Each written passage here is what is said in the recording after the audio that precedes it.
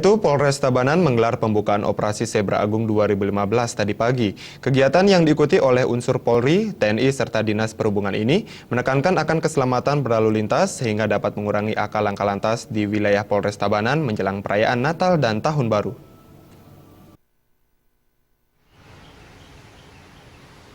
Pelanggaran lalu lintas yang berpotensi menyebabkan korban jiwa serta kerugian materi perlu diatasi dengan berbagai upaya untuk menciptakan situasi kenyamanan berlalu lintas. Dalam hal ini perlu adanya koordinasi dengan berbagai instansi pemerintah yang bertanggung jawab guna mendapatkan hasil yang maksimal sehingga terciptanya kenyamanan dan keamanan berlalu lintas. Wakapolres Tabanan Kompol Leo M. Pasaribu mengatakan, pelaksanaan Operasi Zebra Agung 2015 ini bertujuan untuk menekankan keselamatan berlalu lintas kepada para pengguna jalan serta mengurangi pelanggaran yang mengakibatkan laka lantas.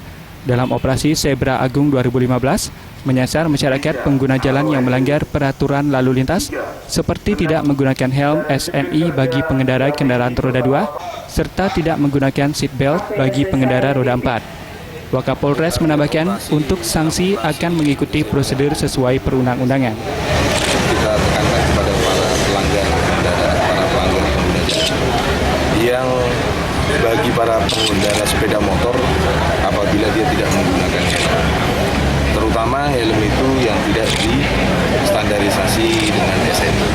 Kedua, bagi pengendara kendaraan roda 4, jadi diutamakan bagi mereka yang tidak menggunakan safety belt, sabuk pengamanan. Ketiga, bagi pengendara kendaraan roda 4, bak terbuka, pick up yang tidak digunakan sesuai dengan peruntukannya.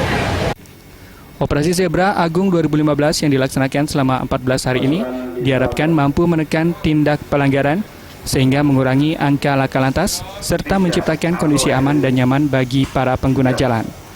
Data dan Suantara